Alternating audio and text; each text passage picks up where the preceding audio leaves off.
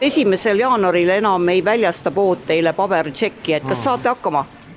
No teised kauplused on juba kasvanud elektrisatsioonitsekid, siis pole probleem. Et siin Prismas on vaja seda ainult selleks, et väravatest läbi tulla? Jah, täpne nii. Pood paberil tšekki ei väljasta, kas teie saate näiteks hakkama? Ja kindlasti, ei ole probleemi. Et praegu on ainult see, et väravatest ei saa siit läbi? Just. 1. jaanuarist enam pood pabertšekki ei väljasta, kas teie saaksite niimoodi hakkama? Ma loodan, et valikut mul pole. No igal juhul elektroonselt jääb see tšekk ju teile alles, nii et pole vast probleemi. Ja ma arvan, et see ei ole päris probleem. Kaubandussektori poolt me toetame seda mõtet, et pabertšekid võiksid olla vabatahtlikud. Tulevikus siis inimene, kui ta poodi läheb, et ta teab, et ta tahab tšekki saada, peab selle küsima müüja käest, müüja siis annab talle, aga vaikimisi me neid enam välja ei prindi. Välja arvatud, kui siis tegemist on sularahamaksega, kus ka kliendikaarti ei kasutata, et sellisel juhul ost on anonüümne ja siis kaupmees peab ka tulevikus pabertšekki välja printima. Aga muidu siis see pabertšekk muutub vabatahtlikuks. Praegu on ju ka tegelikult erinevad kliendiprogrammid ja siis neid tšekke saab hakata nägema näiteks siis, kui sul on kliendikaart, siis oma selle väljavõtte peal või?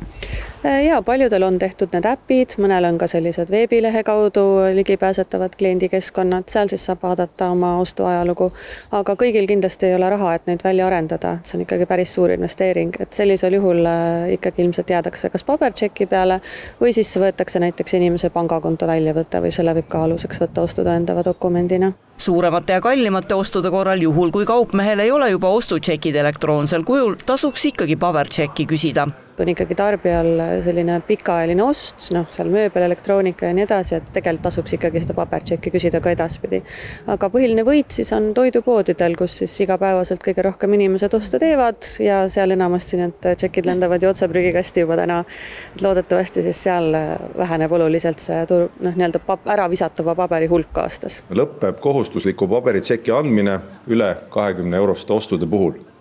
Välja arvatud siis ainult juhul, kui inimene tõesti vajab seda ostutšekki. Edaspidi on tšeki andmine kohustuslik ainult siis, kui inimene maksab sularahas ja kliendikaarti ei kasuta. Ja see on siis selliseks juhuks, kui tekib vajadust katkist kaupa siis tagastada.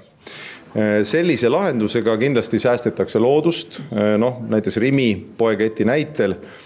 Rimi prindib soovi korral tšekki ja hoiab kokku siis aastas 7 miljonit tšekki, mis on üle 200 paberipuu. Ja sama lugu on tulevikus ka paberarvega. Telefonioperaator ei pea paberarveid saatma, kui inimene helistab ainult e-posti või SMS-i. Ilmselt muutub meie elu pabertšeki vabaks juba 1. jaanuaril 2026.